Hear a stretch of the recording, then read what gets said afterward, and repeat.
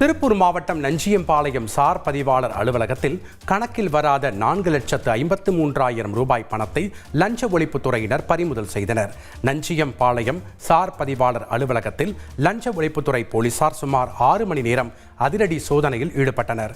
அப்போது மாற்றுத்திறனாளிகள் கழிப்பறையில் மறைத்து வைத்திருந்த 3 லட்சம் ரூபாய், பத்திரப்பதிவுக்காக வைத்திருந்த 1,50,000 ரூபாய், அலுவலக உதவியாளர் ஒருவரிடமிருந்து 3,000 என மொத்தம் 4,53,000 ரூபாய் கணக்கில் வராத ரொக்கம் பறிமுதல் செய்யப்பட்டது. தூத்துக்குடி துப்பாக்கிச்சூடு சம்பவம் நடைபெற்ற காலத்தில் பணியாற்றிய காவல்துறை மற்றும் வருவாய்த்துறை அதிகாரிகளின் சொத்து விவரங்களை சேகரிக்க சென்னை உயர்நீதிமன்றம் பிறப்பித்த உத்தரவு மீதான இடைக்கால தடை தொடரும் என உச்சநீதிமன்றம் தெரிவித்துள்ளது. மேலும் துப்பாக்கிச்சூடு சம்பவம் தொடர்பாக தாமாக முன்வந்து விசாரணைக்கு எடுத்த வழக்கை தேசிய மனித உரிமை ஆணையம் முடித்து வைத்ததை எதிர்த்த வழக்கை தொடர்ந்து விசாரிக்கவும் உச்சநீதிமன்றம் அனுமதி அளித்துள்ளது.